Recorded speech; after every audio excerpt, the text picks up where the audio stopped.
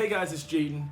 So at this point, I think we can all agree that Chilling Adventures of Sabrina is a better show than Riverdale. Honestly, there was really no question whether it really was or not, but just let's keep it 100 with each other. My only thing about this new season that came out, or part, whatever they want to call themselves, is, the Riverdale crept out.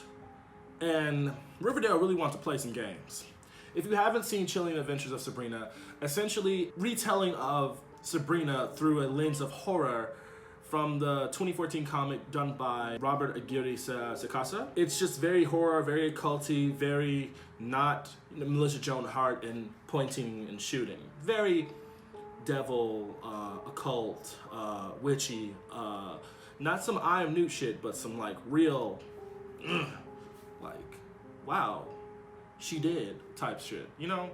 So far, we've really just had a bunch of like, oh my god, Sabrina, it's so hard to be me. I'm a witch, but I'm a human. I'm a witch, but I'm immortal. I'm trapped between two worlds. We get it. It's at this point, it's like it's told. How will part 3 elevate? Well, let me let you know what's happened in season 3. Yeah, there are spoilers.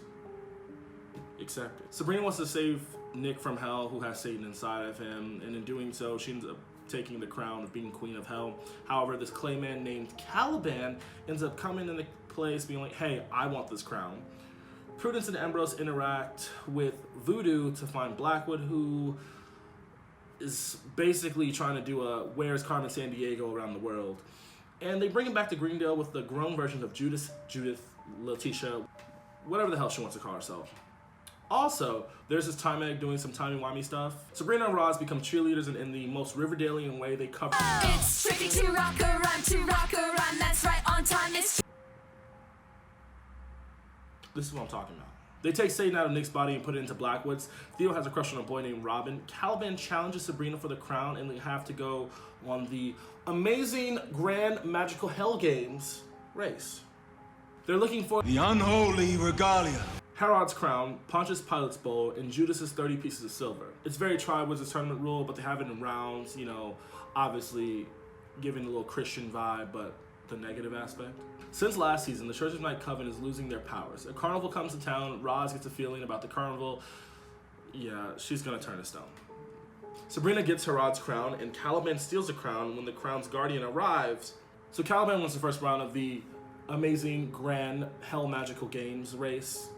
Theo's new boyfriend is working for the carnival people, who happen to be pagan witches. The Church of Night Coven attempts to get their powers back by bathing in the Hare Moon, which is some witchy holiday with the blood of a captured angel from last season, and some oil. Before that, the pagans and the Church of Night Coven meet in the woods in a standoff.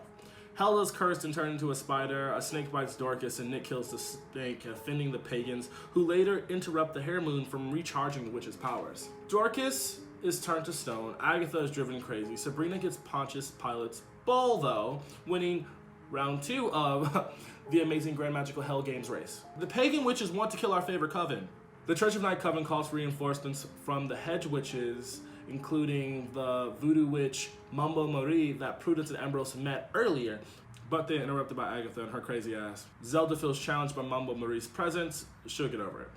Caliban tries to help reverse Roz from turning into stone because Caliban is made of clay. So he knows stone or earth. It doesn't work because Harvey doesn't truly love Roz. I digress. Sabrina forces one of the pagan witches to turn Dorcas and Roz back to life. Somewhere around this time, Harvey and Theo learn that they are basically the power to the pagan witch's plan. Theo gets rid of that real quick. So it's really just Harvey. Blackwood Satan finds Lilith and forces her to split both Blackwood and Satan from each other, but in order to save themselves from Satan, Blackwood and Lilith make a deal. Blackwood impregnates Lilith, and Lilith gives Blackwood the mark of Cain, making it so that he cannot ever die. Hilda really turns into a spider and cocoons her fiance, Dr. C. Zelda ends up shooting her and putting her in the Spellman pits. However, Mrs. Wardrobe, being manipulated by Satan, shoots Zelda, putting her in a coma. Desperate, the Church of Night Coven uses the cheerleaders as a power source to gain some power.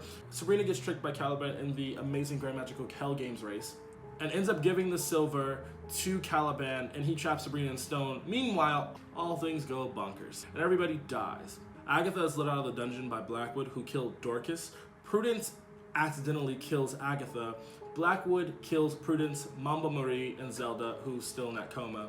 The pagans go get Theo, Roz, Harvey, Robin, and Nick, killing Robin and Nick, then sacrificing Harvey to the Big Green, and the pagans win. Caliban tries to sit there and take over the Earth, and is killed by the pagans. Angels then destroy everyone in hell, but here we go with the time shit. Sabrina frees herself. Yeah.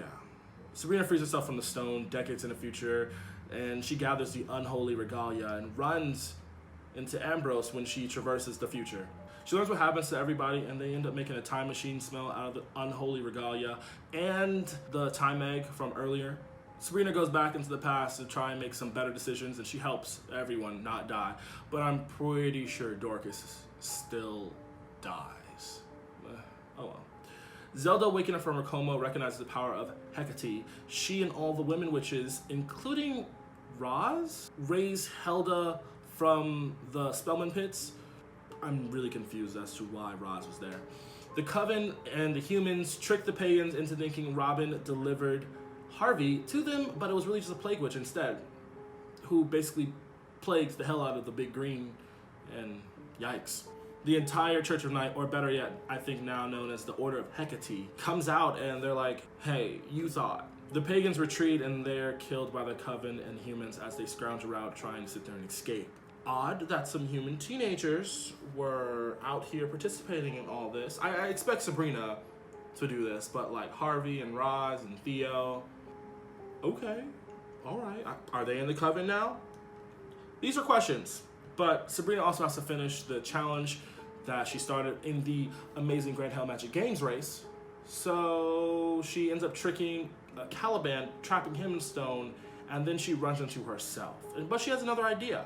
Instead of like completing the time loop, she does something different. Essentially, the show basically wraps up in a nice little 20 minutes, letting us all know, like, so here's a quick rundown of everybody at the end of the show. Theo and Robin are actually a couple with no secrets. Harvey and Roz finally get past first base. Helda gets her fiance, Dr. C, back from the spider cocoon. Prudence breaks up with Ambrose, blaming him for everything Blackwood did, including things that he didn't do, such as Dorcas's, I think, death, and Agatha's madness. The Church of Night is renamed the Order of Hecate. Mama Maria warns Zelda of a dark force coming, and then they kiss.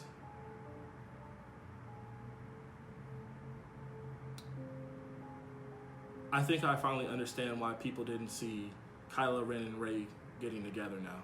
Where were the clues? Nick Scratch is cozying up to Prudence. And essentially with Sabrina, it's a very Porque no los dos vibe. Sabrina Morningstar, pre-stoned Sabrina, essentially takes the silver back to her father and ascends to the throne and is crowned Queen of Hell. But Sabrina Spellman just wants to be a nice little teenager. And that's it. She just goes home. But Ambrose realizes a lot of things are going a little wrong and basically tells her, like, you created a time paradox. Wild. We also get a little foreshadowing to, I guess, part 4, which is basically where Judith, and Agatha and Blackwood basically break open the egg and some timey-wimey bullshit. I don't know what to sit there and say about that. All I know is that the show really loves to sit there and give us a little Riverdalean ending, and it's uncanny. So part 3 is over. I truly think this is the best part. The storytelling between part 1 and 2, it kind of would have gotten very old very quickly. Very Baxter High versus the Academy. Like, again, like I said earlier, I'm immortal. I'm a witch. I'm a witch. I'm a human. Who cares at this point? Like, we get it. We understand. So essentially with the little Riverdalean sprinkles, them upping the trope to it being like, I'm trapped between my destiny of being Queen of Hell and being a normal human, essentially. That was a better story. It basically elevated everything to a more grander scale than essentially what we were getting before. The amazing Grand Hell Magic Games race gave us a lot of things we probably would not have gotten before, because it essentially sent us all around the world, but just expressed a new setting, somewhere different, something new, which I truly, truly loved, because we got out of Greendale. We went to Scotland. We went to, I think, Jerusalem, where I feel bad. I don't know where they went. They went to the grave of Vlad the Impaler. They went back to Riverdale. Like, we went somewhere else, essentially. Oh, my only gripe is, why are they covering songs like an episode of Glee in the Unholy Trinity? What is this cheerleading? You have two people really singing a song, and they ain't doing nothing to support the whole situation.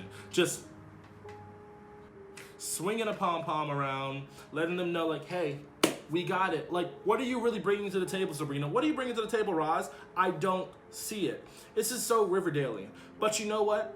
I get it. If they want to walk around in some matching leather, they want to walk around in some matching Letterman jackets, go right ahead. My other thing is that at least they didn't stoop to the level of basically doing a quick 8 count in a song outside a jailhouse for juvenile detention. I mean, it was literally Jailhouse Rock. They literally sang Jailhouse Rock outside a juvenile detention center. We don't have to get into Riverdale right now. Love Riverdale. Don't get me wrong. But what? What? Part 3 really left us with a lot of good plot points to sit there and pick up and really move on with in Part 4. For example, I don't know what the hell Blackwood is planning on doing, but obviously he's going to be the big bad for Part 4. Or whatever he released is going to be the big bad. I don't know. But we'll see. What is this whole thing between Mumbo Marie and Zelda? Where's this going to go? Like, what is this? Obviously she's staying, so want her to stay. But what's happening here? Truly. I don't really want Prudence and Nick to be together. It's kind of really, wow, we've come full circle, kind of. But they've both gone through some things this season. I just don't want them to see them together. Hopefully Ambrose and Sabrina can really find their new love, because obviously she's never going back to Nick Scratch. But I don't think she has a chance of getting Harvey back either, unless Roz dies, which I don't really see Roz dying anytime soon. She's really kind of like an integral part of the show, giving the humans actually a purpose in the show, something interesting, something to latch onto. I truly think they should do a wedding episode. Like, I would love like a witch wedding episode next season, or part, whatever. Essentially, like Dr. C and Helda getting a wedding. Oh, that would be so nice. I'm just not gonna lie, it would be really nice. Also, if I haven't said this already, is Roz a witch now? Like, does she can do spells? There's a whole thing about rules that they need to sit there and touch on just a little bit. Obviously, there are different sources of magic, but they really should touch on these rules about who can and can't do magic. Like, really, what makes the humans different than the witches? And then the hedge witches, where their powers come from, are just different than, like, the Church of Night or Order of Hecate now. I mean, like, the pagan witches coming in essentially really enhanced the world building by pushing that whole thing of, like, powers come from different sources. Granted, 2 of them were basically gods, but nonetheless. Also, making the pagan witches essentially like the main big bad for the entire season was really smart, and them losing their powers at the same time was also really smart. It really pushed them into a lot of corners, but they're really crafty about how they'll sit in there using their gifts, how they're going to sit there and defend themselves against this enemy who basically has more power than them. Like, if they had their powers like naturally before, there would be no question they would beat the hell out of the pagan witches, but they didn't. So to see the coven at a very, very small point and having no power to sit there and actually do anything, really interesting. But the fun aspect, I think, was the idea of using the cheerleader as its own special sort of coven. When they sat there and cheered and did, hey, Mickey, it's so fun, whatever. Them using that whole entire situation as like its own coven to sit there and siphon off their powers, that was so smart. I was like, oh. It was just a lot of smart little twists and turns here and there, things I really wasn't expecting the show to sit there and do, which, I'm going to be honest, wasn't really predictable of a show. However, the whole situation where Sabrina kind of put into stone, that was kind of like, okay, you're not going to put your titular character and kill her off. Like, something's going to happen. Somebody's going to get her.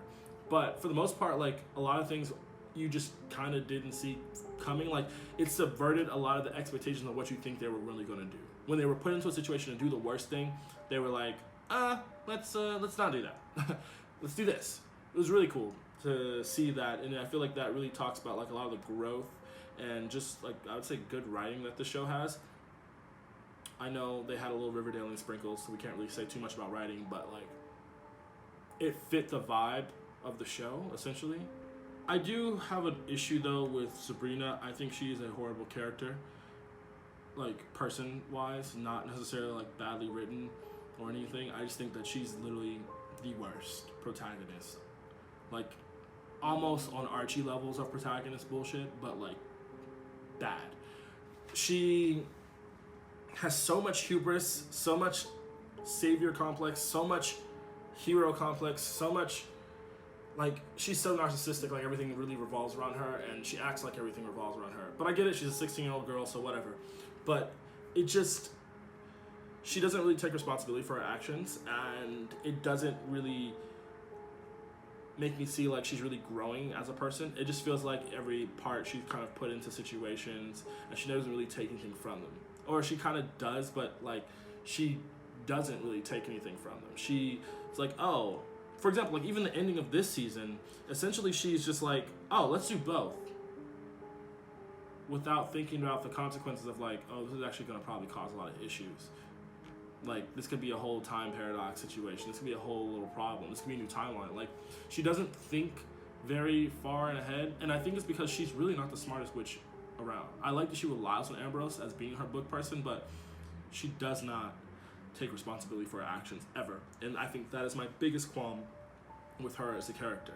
I think Prudence is a great character, mainly because she's very evolved, that we kind of know who she is, and when we basically get the rug pulled from under her about like what we do know about her, she still rises to the occasion with a really, really wonderful finger wave. Like, great finger wave. But Sabrina does not do that. Sabrina just kind of just falters and is like, oh, well, she just gets away with a lot of things. She really has like protagonist syndrome. Like, things don't really hurt her. Like, nothing, and even the consequences that she does face, they're not even like real consequences. The Chilling Adventures of Sabrina is really only 8 episodes. Strong 8 hours. None of these shows are like 43 minutes. They're like close to an hour. I still think it's a fun show. I think it's easily the best season yet. It's a very occulty, fun, horror vibe. If you really want to watch something that's kind of scary, but at the same time you're like, ooh, yeah. It's just so fun. I think that it hits on a lot of things that we're kind of looking for. We're getting a teen drama. We're getting horror. We're getting a little bit of witchy, a little magic. Love a good magic show, just to be honest. I think that even the use of human characters that we do have, their roles in the show aren't really reduced because they don't have powers. Like, they still find uses for these people. They still use them, and they don't treat them like they're not important. For example, even the fact that Roz was even inside the Order of Hecate Circle, I just love it. I really enjoyed this season. You know how I feel about Sabrina as a person, but everyone else, great. Prudence, my favorite. Ambrose, my favorite. Like, wonderful people. It's just spooky fun with a little Riverdale sprinkled in, and I'm okay with it. So, but yeah, that's today's video. Honestly, how do you feel about Sabrina? How do you feel about the twist? How do you feel about, like, basically what Sabrina is really bringing to the table? I truly want to know your opinion on it. Yeah, just let me know. I really want to talk to you. Like, comment, subscribe. My socials in a little thing at the bottom, description. Yeah. Talk to you later. Bye.